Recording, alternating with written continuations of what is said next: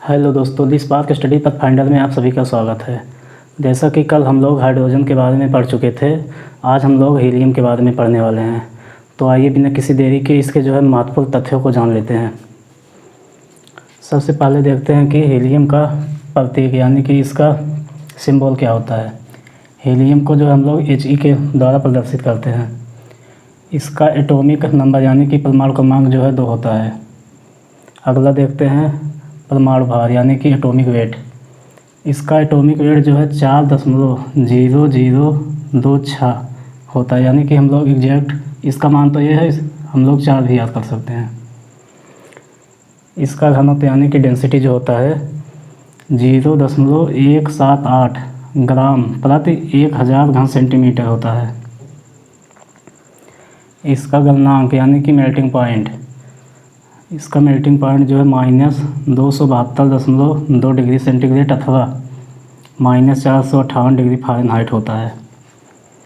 इसका क्वथनांक यानी कि बॉइलिंग पॉइंट देखते हैं। इसका बॉइलिंग पॉइंट -268.93 डिग्री सेंटीग्रेड। उसके बाद फ़ारेनहाइट में -452.07 डिग्री फ़ारेनहाइट होता है।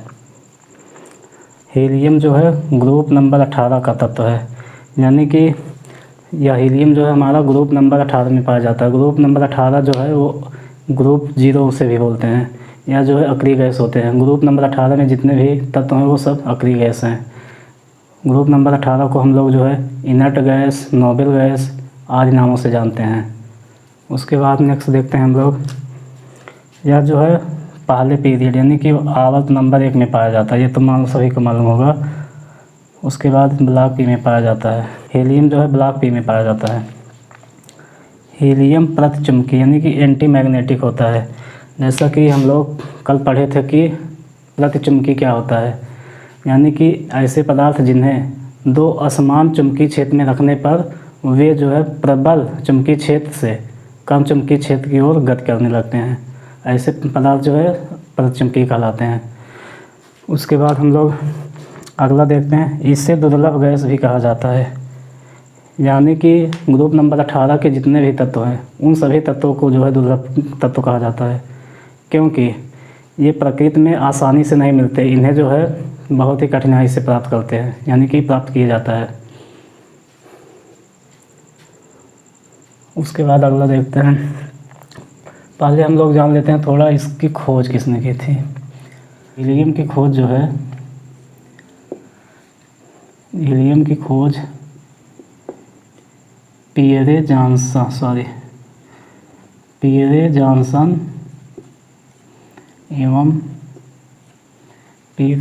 एवं नॉर्मन लोकेयर द्वारा किया गया था। किसी किताबें में यहाँ पर पियरे जॉनसन के स्थान पर फ्रैंकलैंड दिया गया है। फ्रैंकलैंड एवं लोकेयर, लेकिन आप लोग इसे ही याद करिएगा क्योंकि यही सही माना जाता है। उसके बाद अगला देखते हैं, यह एक हल्की एवं अज्वलनशील गैस है। यानी कि हाइड्रोजन होता है वह सबसे हल्का माना जाता है, लेकिन हाइड्रोजन के बाद दूसरा सबसे हल्की गैस हीलियम मानी जाती है। उसके बाद देखते हैं, यह ब्रह्मांड में दूसरा सर्वाधिक पाया जाने वाला गैस है। जैसा कि हम लोग पिछली वीडियो में पढ़े थे कि ब्रह्मांड में सर्वाधिक मात्रा में हाइड्रोजन पाया जाता है, किंतु हाइड्रोजन के बाद दूसरी सर्वाधिक मात्रा में पाई जाने वाली गैस ब्रह्मांड में वो हीलियम ही है।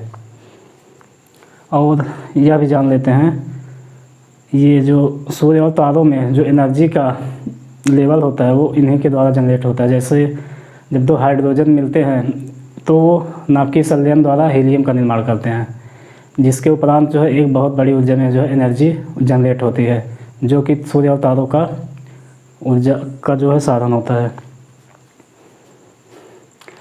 अगला देखते हैं हम लोग, इसका प्रयोग वायुयान के टायरों में भरने में किया जाता है।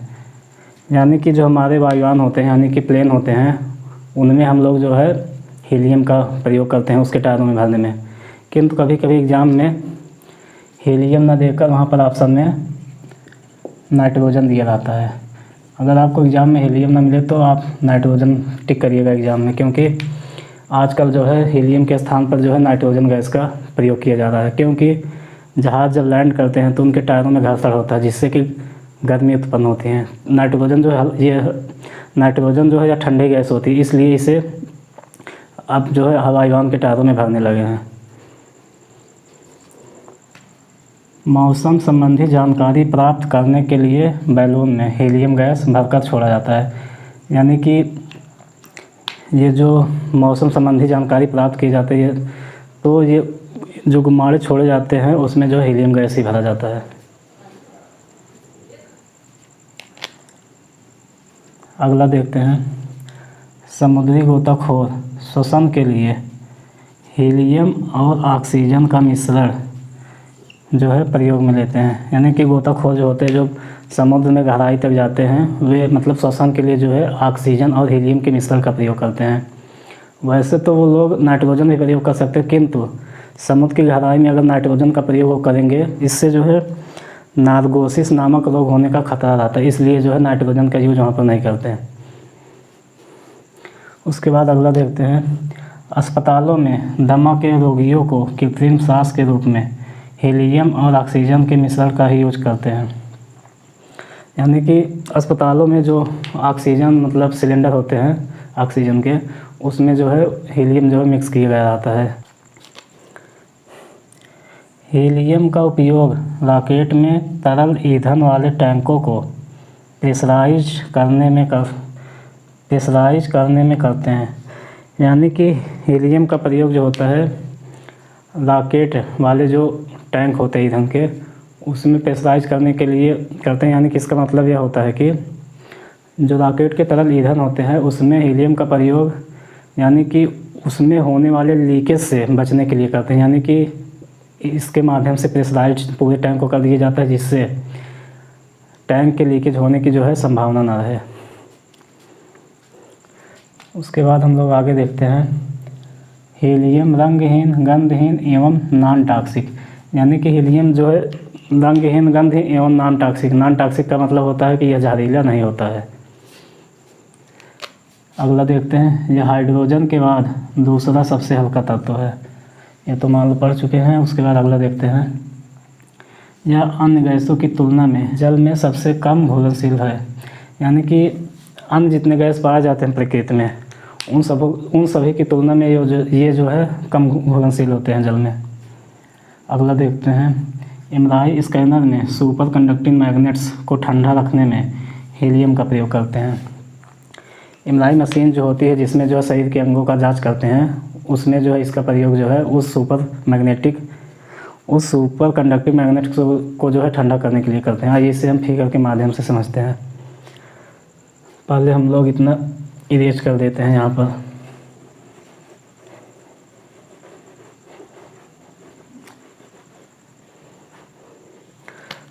एमआरआई मशीन जो है हमारा ऐसे होता है, इसमें जो है कई लेयर होते हैं।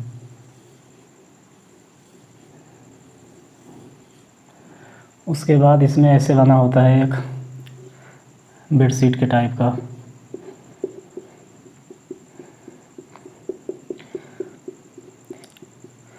इसमें जो हमारा पहला लेयर होता है ये केसिंग का होता है।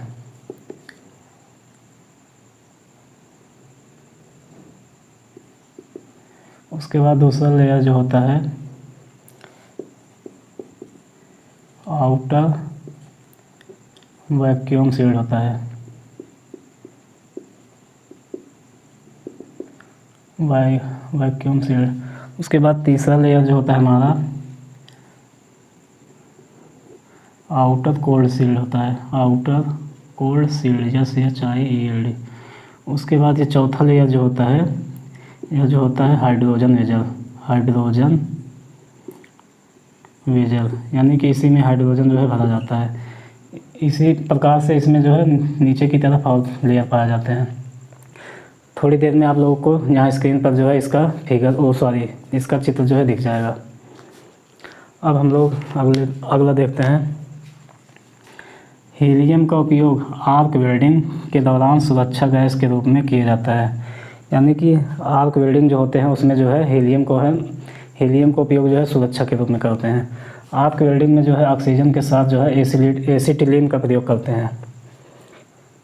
हीलियम का उपयोग सुपरसोनिक विंड टनल में किया जाता है, यानी कि जो हीलियम होता है वह सुपरसोनिक विंड टनल जो होते हैं उसमें करते हैं। तो आइए पहले हम लोग इसे डायग्राम के माध्यम से समझ लेते हैं।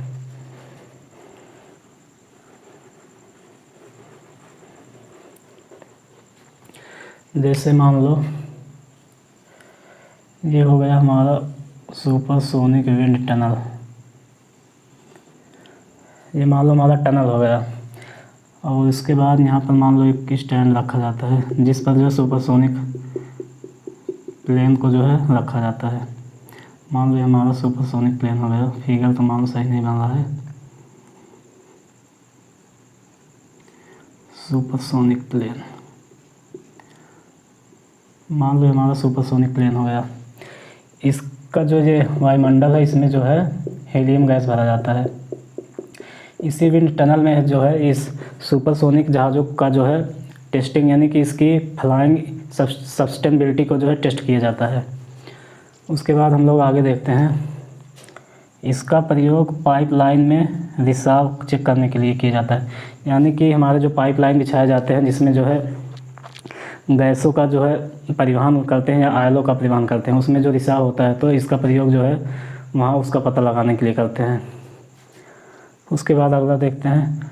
आवाज़ की गति हीलियम गैस में समान हवा की तुलना में 3 गुना अधिक होता है, यानी कि हीलियम के वातावरण में जो है साउंड का जो आवाज़ का जो है ध्वनि होता है, यानी कि आवाज़ की तो जो ध्वनि होगी हीलियम के वायुमंडल में वो नॉर्मल वायु की अपेक्षा जो है 3 गुनी बड़ी होगी, यानी 3 गुनी अधिक होगी। आइए इसे समझते हैं।